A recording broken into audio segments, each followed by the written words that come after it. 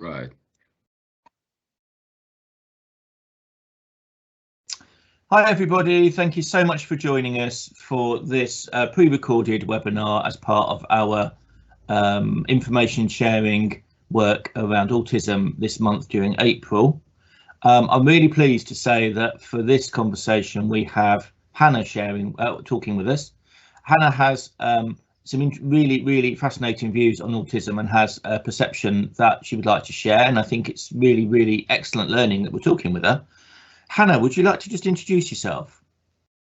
Hi, yeah. So I'm Hannah Chandersingh, and I'm an equality lead at Morecambe Bay Hospitals Trust, and I've been in the equality space for not that long really, but been doing lots of things sort of in my personal work for a long time, and come to different spaces along that journey, I suppose. So when I started off just now, I was saying that you had some perceptions to share. So we've been quite used to talking about April as Autism Awareness Month, and that's the term that seems to be used a lot. Tell me a bit about why that doesn't feel quite right to you, the way that we describe it. So I think it's really interesting. So Autism Awareness Month is obviously something that's used all the time. It's really prevalent, and it's just accepted really. But I think if you look at how it positions autism, it really positions it as something that is sort of a disease, something that's a tragedy, something that you'd want to cure or eliminate. And actually, I think talking to people who are themselves autistic, that's very much not how those people want to be represented. I think for autistic people, autism is a part of their identity. It's not something that's really tragic. And I think within Autism Awareness Month, it's done in different ways. So some of it's quite subtle. Some of it's about language, talking about people with autism, for example, which is a contentious one. But actually, some of it's really overt. So there have been some charity ads over the last 10 years, which sort of I've sat back and thought, I can't believe that's been said and that's been presented in that way. I think some of it has been quite horrible. Some of it's been quite sort of fear-mongering about autism, and the way that autism is presented in this way, sort of, it can start to spread misinformation even under the umbrella of awareness. It can start to sort of perpetuate stereotypes which aren't helpful. Some of that can be harmful even. And I also think actually there's pretty good awareness of autism. I think if you go to someone on the street and you say, do you know about autism? Do you know what that is? That they'd have a good understanding, you know, of that autism existed, and you know they'd have some basics about what that was. And I think what we need now is real understanding of what that is and acceptance of autistic people. I think awareness is useless if we're not listening to autistic people and really raising up their voices and fighting for them. So when we talked a couple of times leading up to this webinar, and you're clearly really passionate and very insightful and very knowledgeable on this subject. Tell us a bit about how you've gained that knowledge. So I'm married to an autistic man, and I think that has just given me it's opened up my mind completely to what I knew, having that lived experience. And I think it's different living with somebody who's an autistic adult as well, because, you know, he has his own identity. He knows who he is. And he will tell me. And I think that's given me insights that I would never have had otherwise. So being an equality lead and having this platform, and hearing how important some of this is to him, I just really want to step into that space and use my platform to bring forward other autistic voices. So I think what you say is really interesting. So reflecting on our conversations, I do think you're right, and I think that awareness, so Autism Awareness Month nationally, I'm not talking about our work in the Northwest, but nationally, does talk quite a lot about what people with autism or autistic people, or just reflecting on that a minute then, how would you, so you said that was contentious, what would be the right way for us to describe people in that position? So I would say absolutely autistic people, and don't get me wrong, I still think it's right to say, what do you prefer, you know, if you're talking to an autistic person. But I think as a broad brush, I would say autistic people. For example, you wouldn't, if you were a person who was gay, you wouldn't call yourself a person with homosexuality. You call yourself a gay person because that's your identity. That's very true. That's very true. That's a very good way of thinking about it. I think that's really helpful. So going back to my question, because I was just slightly diverted because I didn't want to cause you any offence by using the wrong term. Reflecting on what we've heard nationally around autism awareness, it does seem to focus on what autistic people can't do. We know, don't we, that autistic people have many additional skills and strengths and are really incredibly valuable in the way that they contribute to society. Tell us a little bit more about that. So I think really the idea of autism acceptance is celebrating autistic people as different and whole and perfectly themselves. So it might be that an autistic person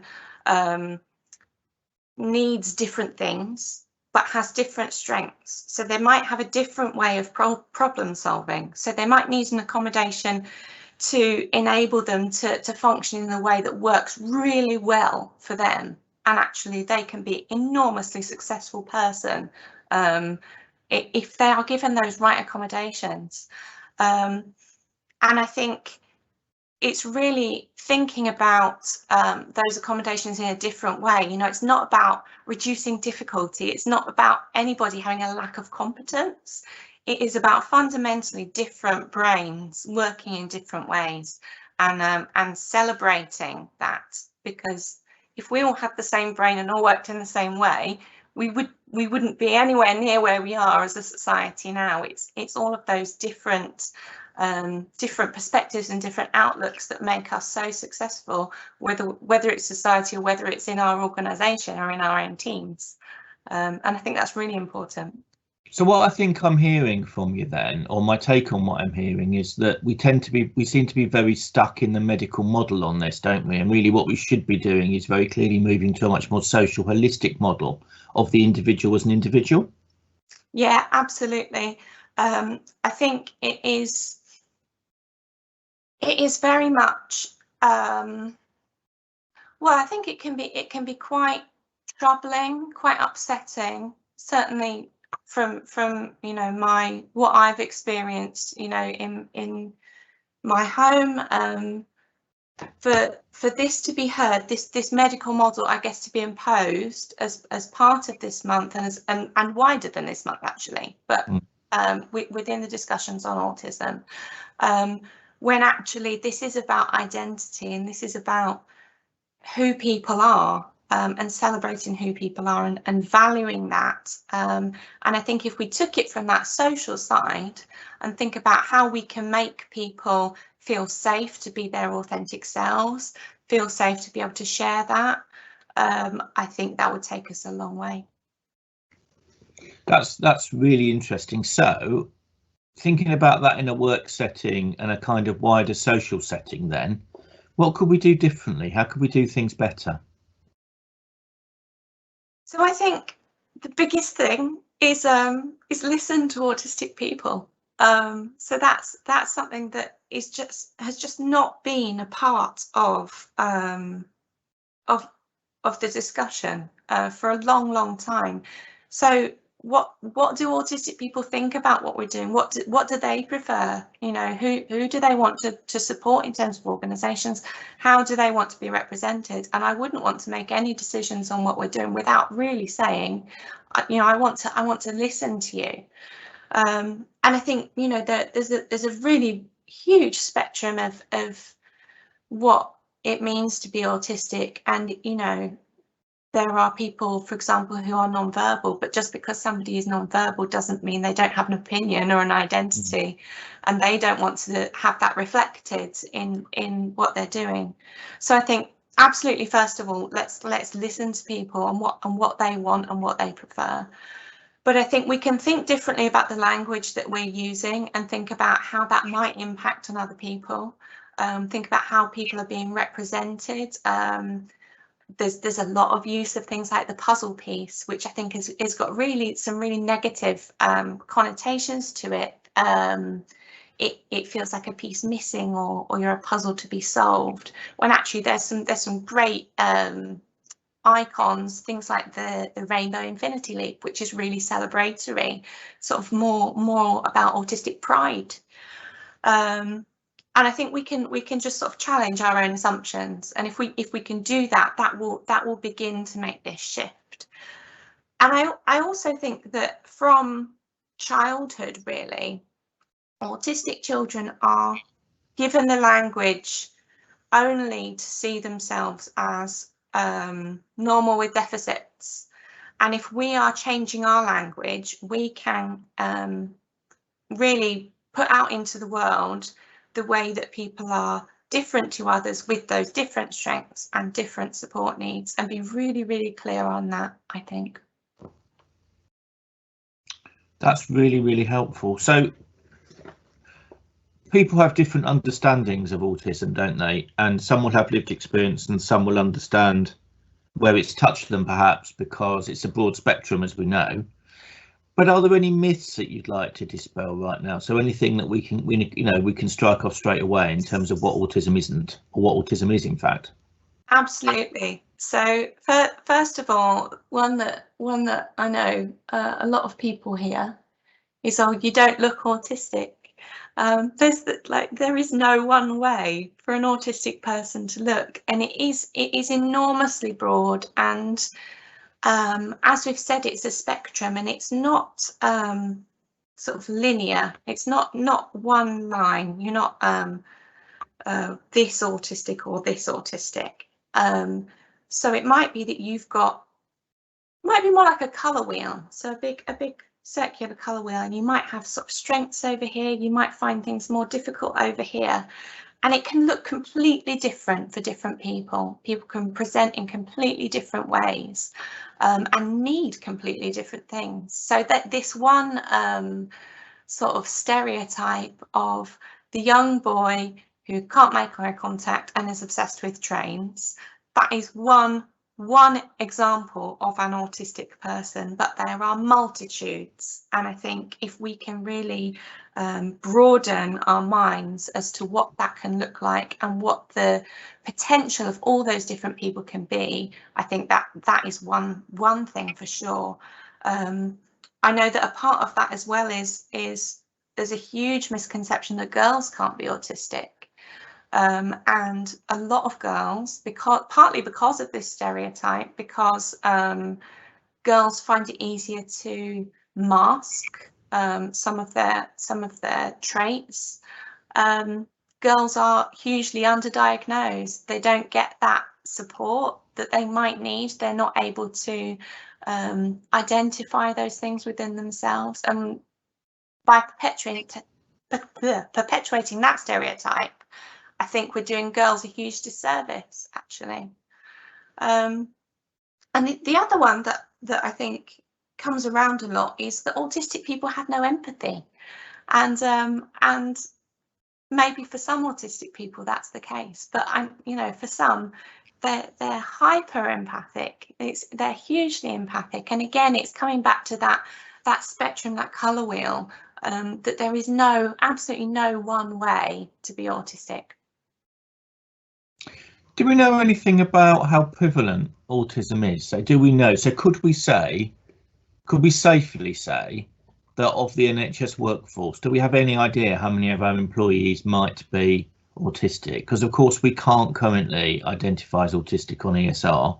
So neurodiversity is not an element that you can record under disability on the electronic staff record. Do you have any sense of numbers? I absolutely don't know, and I think it would be really difficult to estimate, particularly because the way that we present autism at the moment in the workplace, it's not celebrated.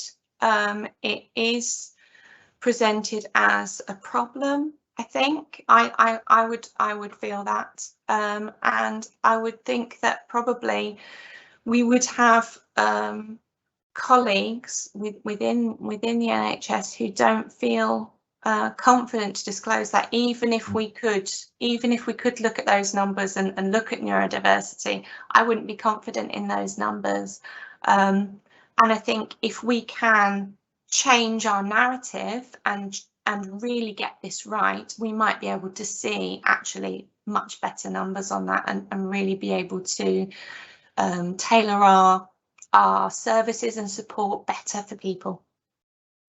I guess one of the issues, though, isn't it, about self-identification on ESR is that we have to build confidence with a community that we don't know the size and shape of, to then understand what the size and shape of the community is. So it's a bit like the work we did years ago around LGBTQ and disability as well at one point. So actually, how do we build assurance in the community that we will use the data safely and for individuals' benefit to actually make our services more inclusive if we don't yet know who the people are? I think that's a really good question, and I would bring it back to listening. So I think if we can really get this message right as to what we are trying to achieve, and that we want our services and supports to really reflect what autistic people themselves want. We are not listening to people speaking for them. We want to listen to them and their voices to make a change.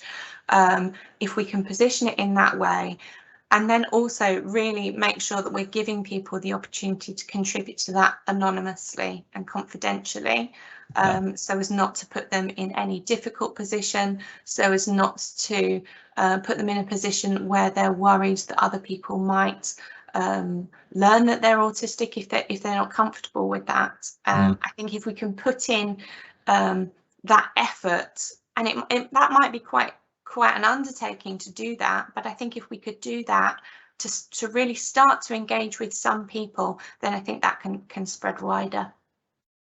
So as you may know, we're running a social media diverse recruitment campaign. We're about to kick it off, and we're kicking it off with 1 or 2 protected characteristics to pilot it, and then we'll be broadening it out.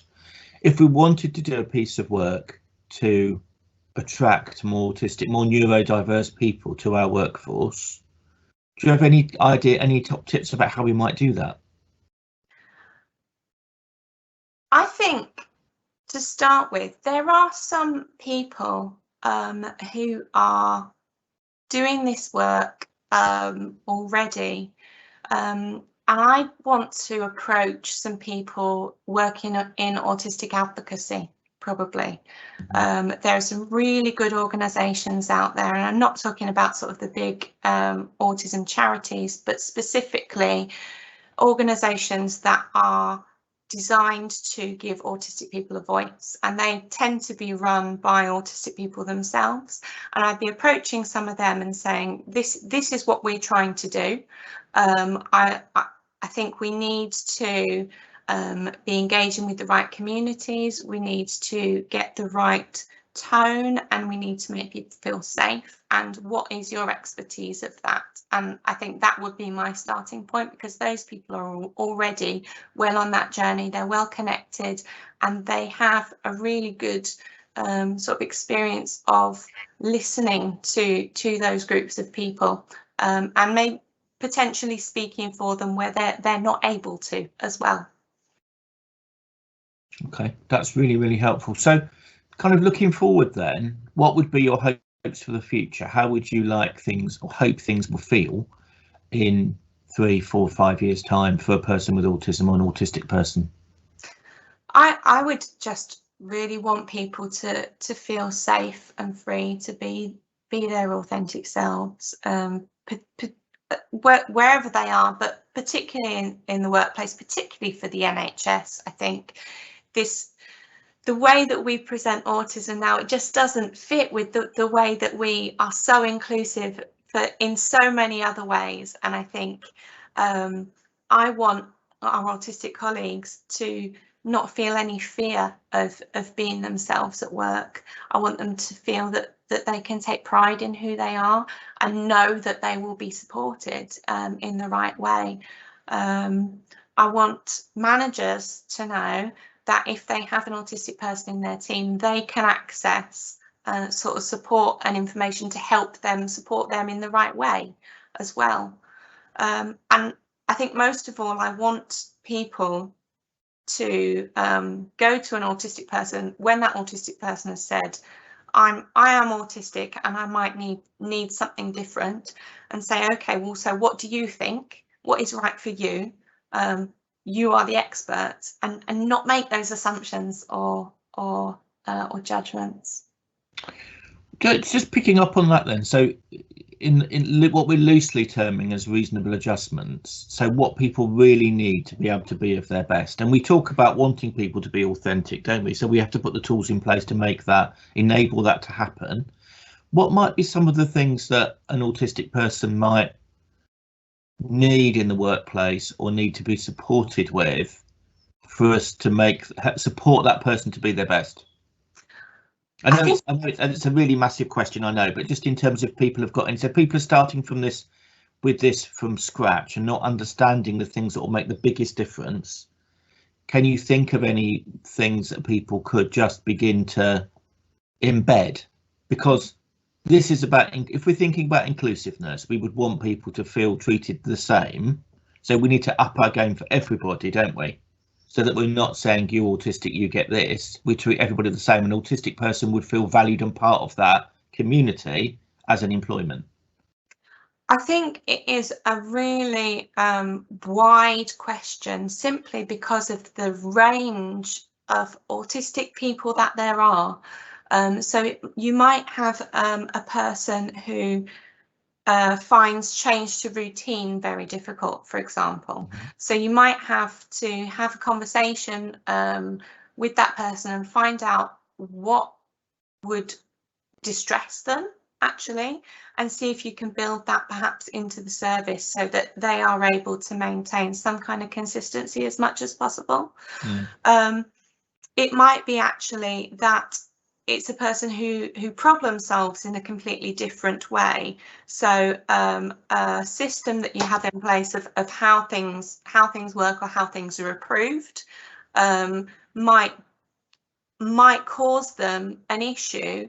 And actually, if that system isn't rigid, if it doesn't need to be that way, could you look at that in partnership as to how that can be done differently? I think a lot of the systems and things that we use because they work for us as neurotypical people, and that's what makes sense, but it doesn't have to make sense in that way.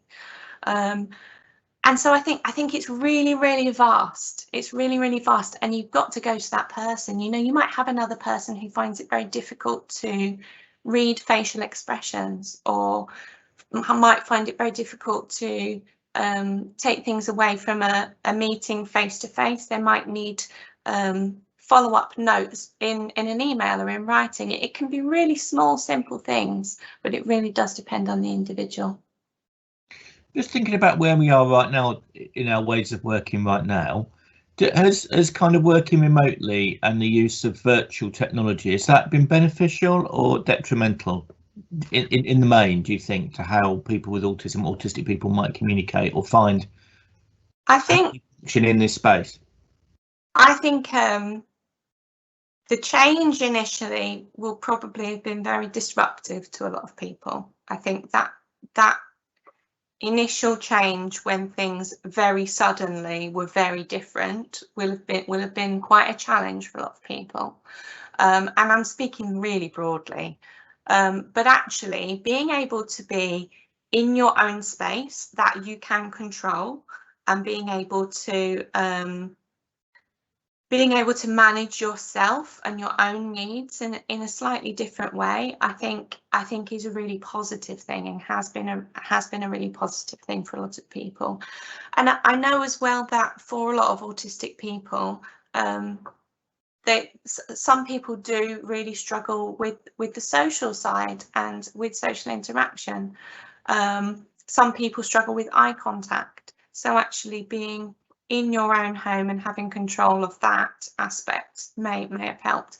But I'm saying that a lot of people do struggle with social interaction, but that doesn't mean that they don't really suffer with loneliness. And you know, depression rates are a lot higher among autistic people, and a lot of that is to do with loneliness.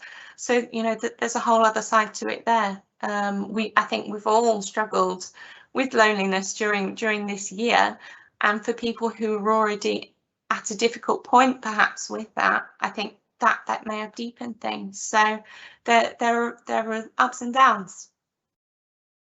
Hannah, thank you so much for talking with us. I know we pre-recorded this session for various reasons, but if people had any questions after we communicate this webinar out to our system, would you be prepared to take questions from people? Absolutely, I'd really welcome them. I'm very happy to answer any questions at all. So what we'll do is, when we send this out, we'll put our generic Northwest EDI inbox address on it, and then we could forward any questions to you rather than you being inundated, because we can then thematically, we can kind of then theme them so that we're not inundating you, because I think that what you've spoken about will generate a lot of interest, and people may want to reflect on what they've heard and then ask questions based on their own experience or their employee experience or their line management experience. So I don't want to open the floodgates, but I do want people to use this as a learning opportunity. Yeah, absolutely. I think that sounds good to me. Thank you so much, Hannah. Is there anything else you want to add just before we end? I think one thing that I haven't touched on that I think is really important is if you are looking at donating to support autistic people during Autism Awareness Month or any other time of the year, to do your research, look at the organisation. Are they autistic led? Do they consult autistic people with regard to their strategy, and you know, what are their goals? Because I think there are a lot of different organisations out there who all have very different approaches to this. And my feeling would always be, you know, listen to autistic people and what they really need. So I just want to end on that, really. Great way to end. Thank you very much, Hannah. Really, really, really helpful. Thanks so for much. having me.